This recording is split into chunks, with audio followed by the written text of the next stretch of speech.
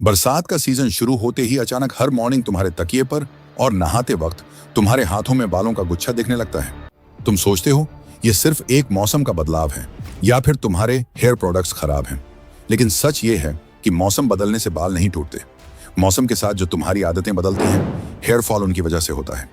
आज हम उन 10 गलतियों के बारे में बात करेंगे जो तुम इस बरसात में अनजाने में कर रहे हो और उनका सही सोल्यूशन क्या है। और वीडियो के लास्ट में मैं तुम्हें कुछ ऐसे टिप्स बताऊंगा जो तुम्हारे बालों और तुम्हारी हेल्थ को नेचुरली अच्छा बनाने में मदद करेंगे। Mistake 1, rain water neglect. बारिश के पानी को नॉर्मल समझना। पहले के जमाने की बारिश अलग थी, पर आज की बारिश में हवा का पॉल्यूशन, एसिड और सल्फर मिलते हैं। जब तुम इस पानी में भीगते हो और उसे वैसे ही सूखने देते हो तो यह तुम्हारे स्कैल्प के नेचुरल पीएच बैलेंस को बिगाड़ देता है।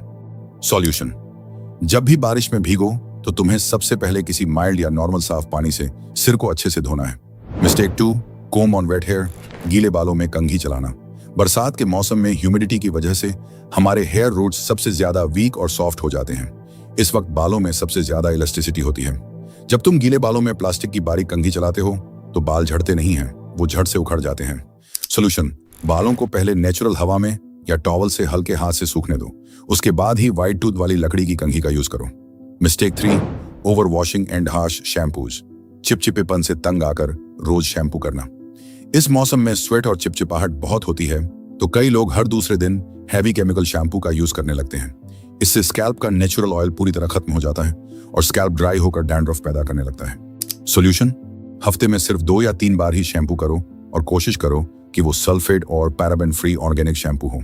Mistake 4, ignoring the scalp swamp dandruff. Scalp पर जमने वाले दलदल को इग्नोर करना। मॉनसून में पसीने और मॉइस्चर की वजह से मलेसेशिया नाम का फंगस स्कैल्प पर तेजी से बढ़ता है, जिससे स्टिकी डैंड्रफ होता है। अगर तुमने इस डैंड्रफ का इलाज नहीं किया तो यह बालों के फॉलिकल्स को ब्लॉक कर देगा, जिससे नए बाल उगना बंद हो जाएंगे। सॉल्यूशन: नियम के पानी से सिर धोना शुरू करो या हफ्ते में 1 बार एंटी फंगल शैम्पू का यूज करो।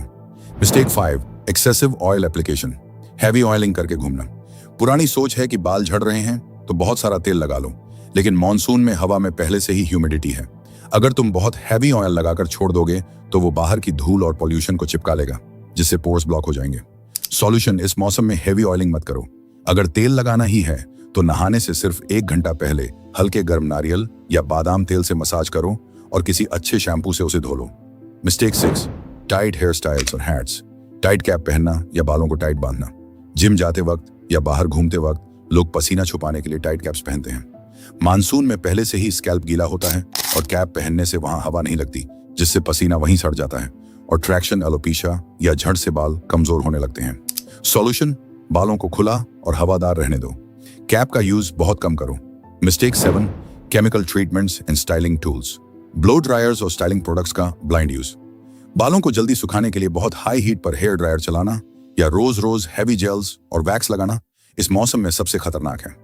हीट से बाल ब्रिटल यानी कमजोर होकर बीच से टूटने लगते हैं। सॉल्यूशन: ड्रायर को हमेशा कूल मोड पर ही रखो और स्टाइलिंग प्रोडक्ट्स से इस मौसम में दूर रहो।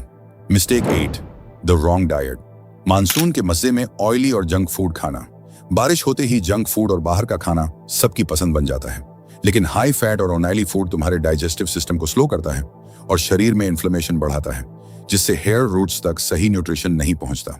सॉल्यूशन: अपने खाने में प्रोटीन और बायोटिन बढ़ाओ, जैसे भीगे हुए बादाम, अखरोट और दालें।